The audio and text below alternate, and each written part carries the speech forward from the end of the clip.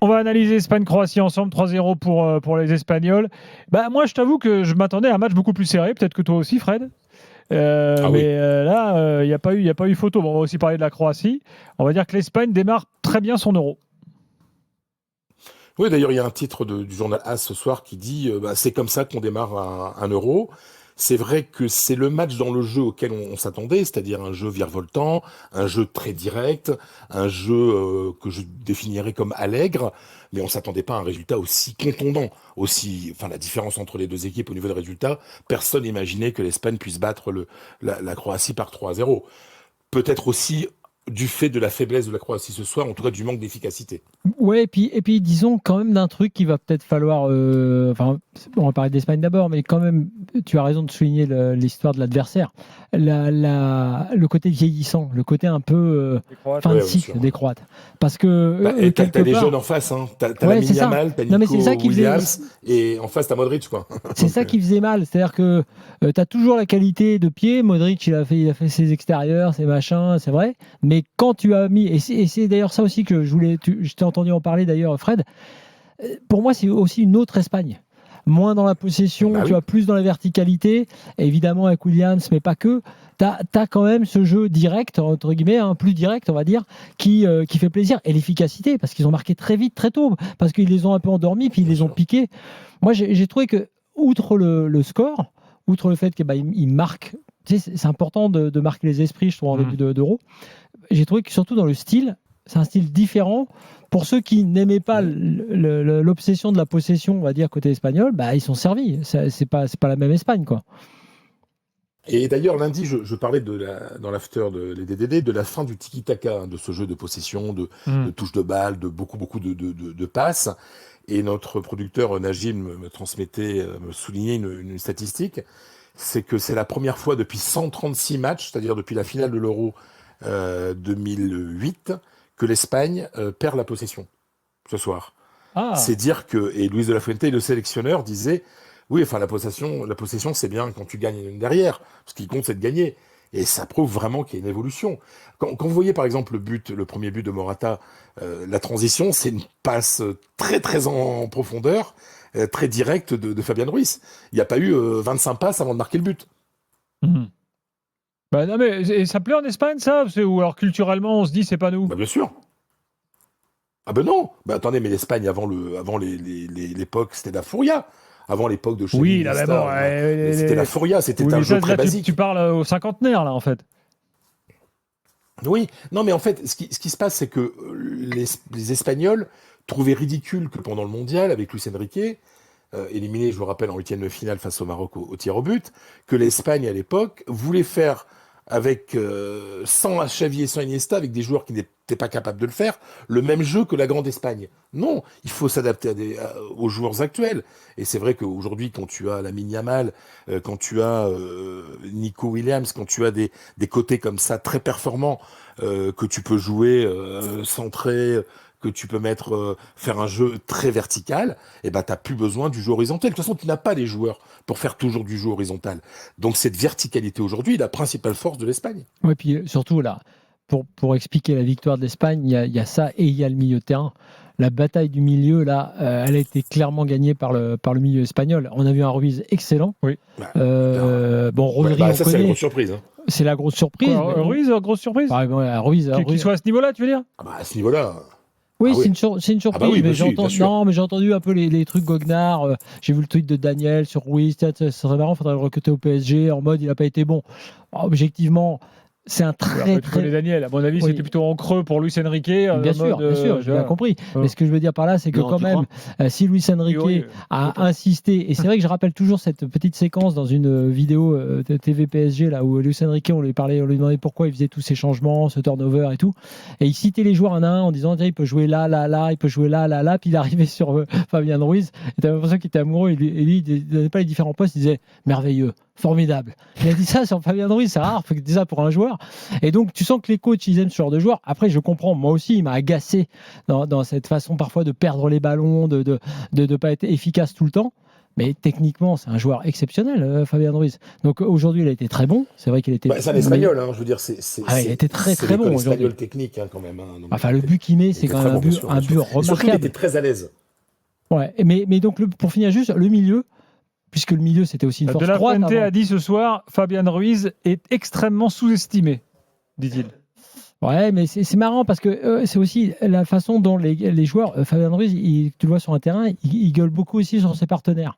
Mais il y a plein de fois où c'est lui qui fait pas les bons Ouais. choix, qui a pas fait les bons choix. Moi, je suis pas d'accord pour dire que Fabien Ruiz il est sous-estimé. Au contraire, je pense que c'est un joueur qui a pas atteint le potentiel qu'il aurait pu atteindre.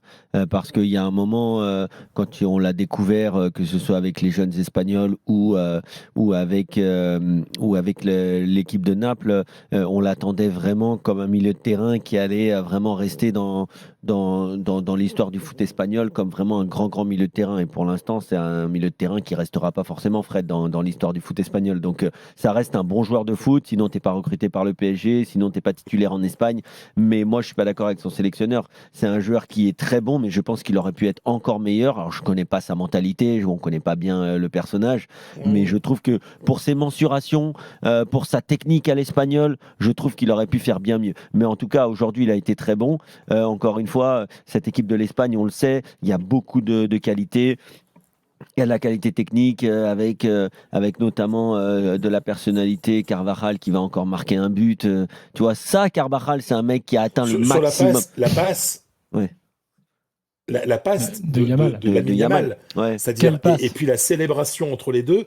C'est-à-dire que tu as le jeune symbole barcelonais et tu as le vieux capitaine. madrilène. Enfin, Oui, c'est l'un des Oui, capitaines j'ai du pensé Real en plus Madrid, à ce truc madrilène. Real Barça dont Et- on nous parle tout le temps. parce que là- C'est vrai que le mélange jeune-vieux, là, il est Ouais, assez puis étonnant. Real dans cette Barça, équipe. jeune vieux, comme Ouais. Fred, là tu as une sorte de résumé flash. Si ça marche avec entre deux, l'Espagne peut marcher. Moi, après Fred, j'ai un bémol.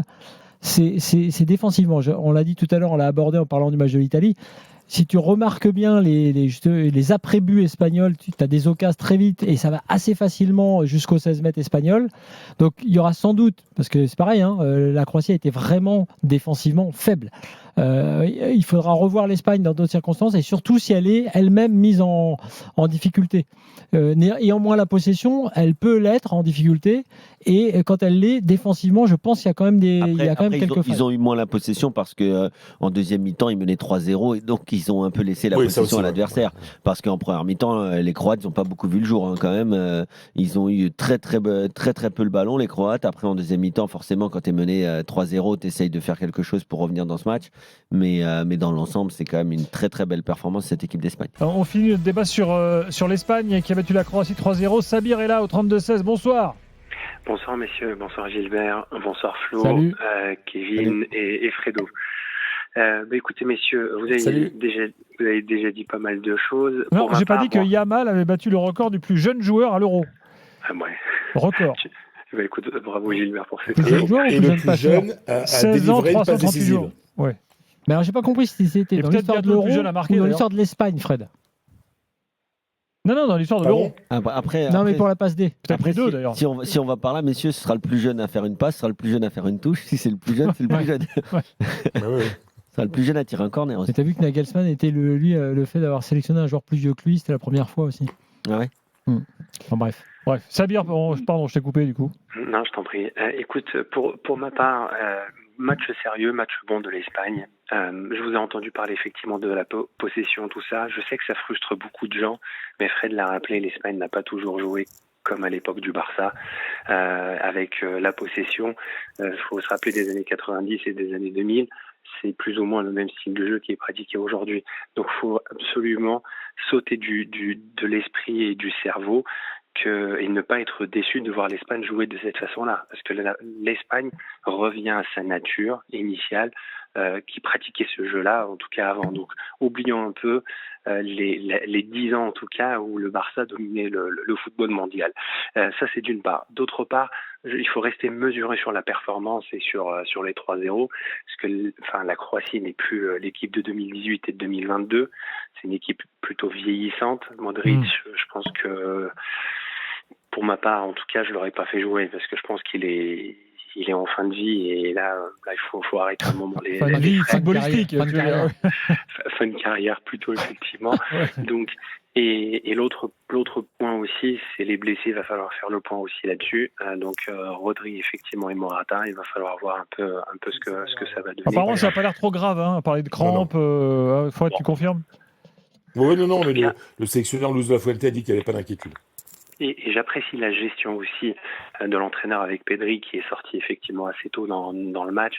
Je pense que l'Espagne, si elle veut aller loin, il va falloir effectivement ménager Pedri au milieu et je pense que ça va gérer. Après, c'est toujours la même chose avec l'Espagne. Elle peut retomber dans ses travers. Elle peut faire 2 ou 3 très bons matchs et sortir en quart de finale, hein, comme elle a pu le faire contre le Maroc, effectivement, à la Coupe du Monde. Après, faut pas oublier dans quelles circonstances ils sont sortis contre le Maroc. Hein. Alors, ils sont sortis effectivement contre le Maroc dans un match au tir au but, certes. Où mais ils ont pas une ultra dominé domination. quand même. Alors, ils ont ultra dominé, mais ils n'ont pas eu 15 000 occasions non plus. Bah, c'est normal, le Maroc a joué à 11 derrière. En effet.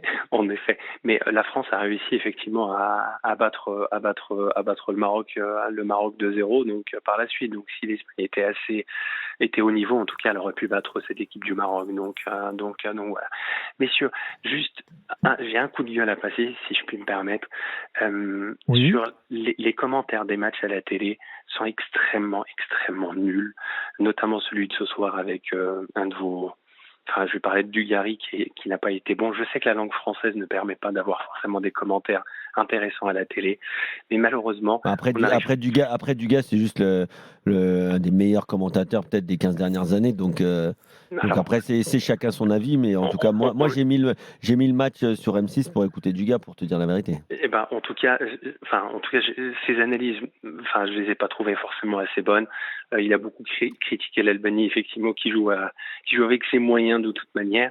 Mais de manière générale, les commentaires en France, malheureusement, à la télé, je parle bien, sont pas très intéressants.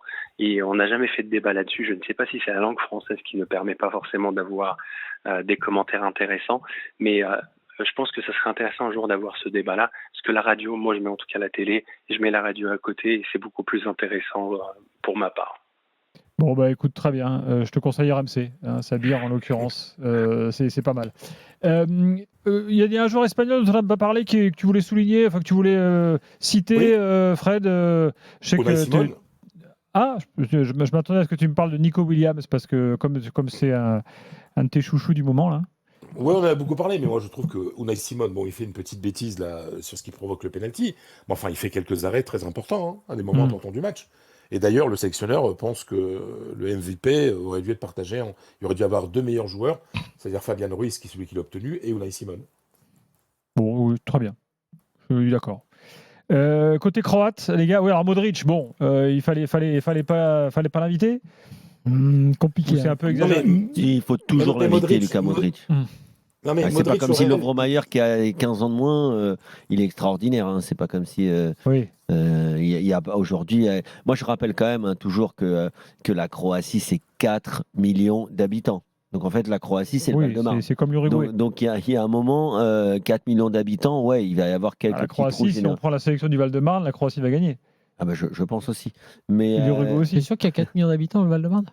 Non, mais tu vois, je te dis, ça doit être. Je suis en train de réfléchir, parce que je pense qu'il y a 10 millions d'habitants en tout en Ile-de-France.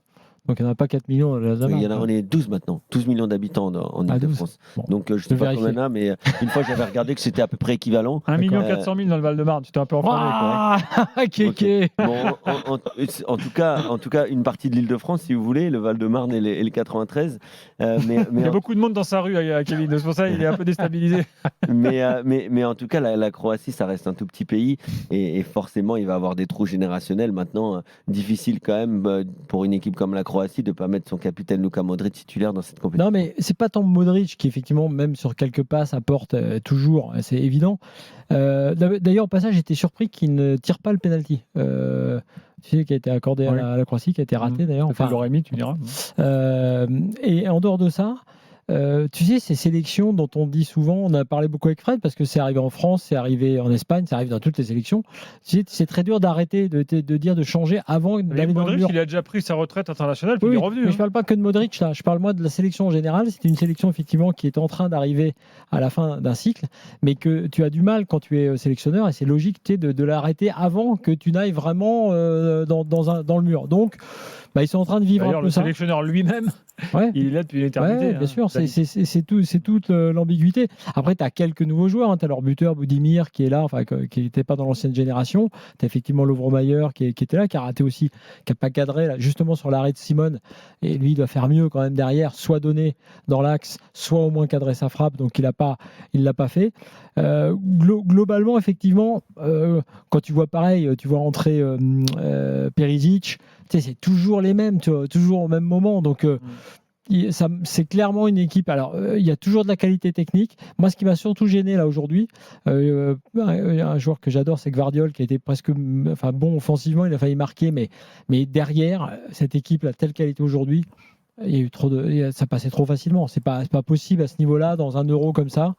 Et effectivement, face à des bons joueurs en plus, d'être comme ça défensivement. Donc, un peu inquiet pour la Croatie.